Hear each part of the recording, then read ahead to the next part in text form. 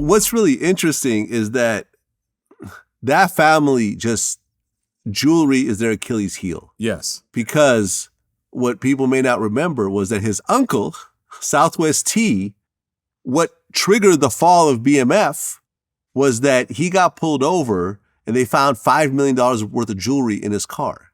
Man. They seized it. Now, most people would say, well, I bought all this with drug money. I guess I'm just going to have to write off this loss. Right. Not Southwest T. He tried to say that half of it belonged to Damon Thomas, the music producer, who was Kim Kardashian's first husband. Right. And, that he got it from Jacob the jeweler. So once the feds started investigating that shit, they found out Jacob the jeweler was basically selling jewelry without filing all the paperwork, declaring who had bought it and how much it cost. It was all like being done under the table. Right. So then Jacob the jeweler goes to jail. David Thomas ends up having to talk to the feds and clear his name and say, no, it's not my jewelry. I own none of it.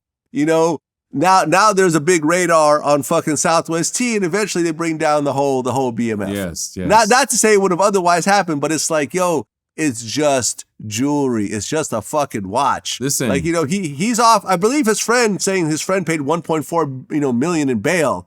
The bail's more than the damn watch. Right.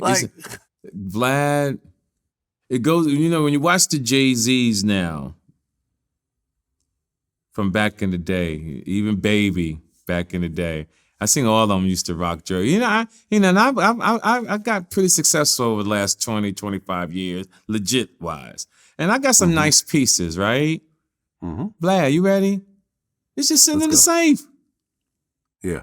Vlad, it's sitting in the safe. I don't even think about it. And when I go in there to get something and I look at it, I'm not even motivated to rock it, Vlad. Here's the irony about the situation. I'm just going to, leave it with this. Yes. Because I just did the math in my head. Think about this for one moment. $250,000 watch, $80,000 deposit. That's $170,000 that you still owe on this watch. You don't pay that back.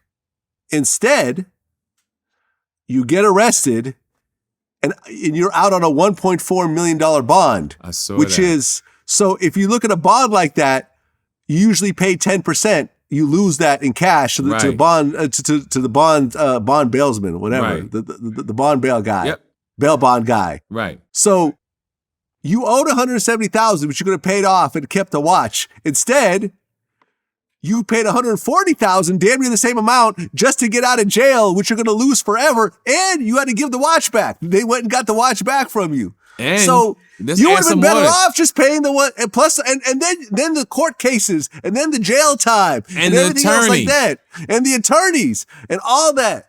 You could have just paid off that watch for about the same amount of money as that damn bail, and had a nice watch that appreciates in value. But instead, you decided to try to scam your way through because you're trying to shine like your daddy. Right.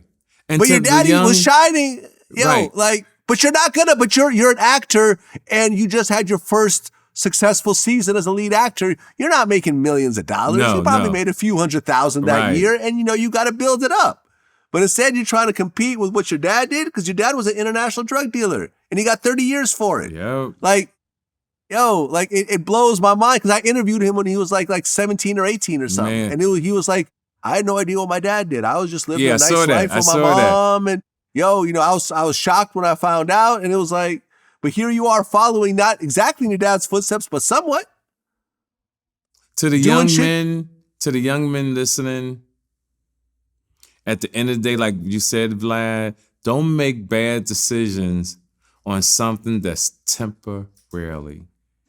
An earring or watch is a small part of your life. So I'm talking about a small part of your life. And I remember after that situation with the watch with Puffy, right? And Troy Carter, the manager of Eve, and I'm quite sure you know Troy. Yeah. Troy, great friend of mine. Shout out to Troy. Troy took me to Philly because I was making so much money. And I bought my first expensive watch, which was $10,000, right? I bought the watch. I still have the watch to the day. And when I look at that damn watch, I go, man, what the fuck was I thinking? But to the people who want to do it anyway, if you're going to do it, work hard, get on your own, right? Get on your own. Because when I was doing certain things, these people worked hard for their money. They worked hard for doing what they was, and I had no right as a man doing what I was supposed to do because everybody worked hard for what they got. And I had to learn the hard way to do it the same way. So that's like how I can relate to both sides. And to this young man, you're gonna get past this. You're gonna have a story to tell, and you're gonna ride out to the sunset one day. And 40 years, because he's in his 30s, right? Nah, Lil Meech look like he's in his 20s. All right, so in 40 years, I'll probably be on the other side in heaven having a martini with the Lord. You're going to tell this story one day and laugh at it. And to all the other young men who are listening, the diamonds, the necklace, to the young man who allegedly shot Young Dolph and was wearing his jewelry, things that are fucking temporarily. What I always say on the show, control your emotions.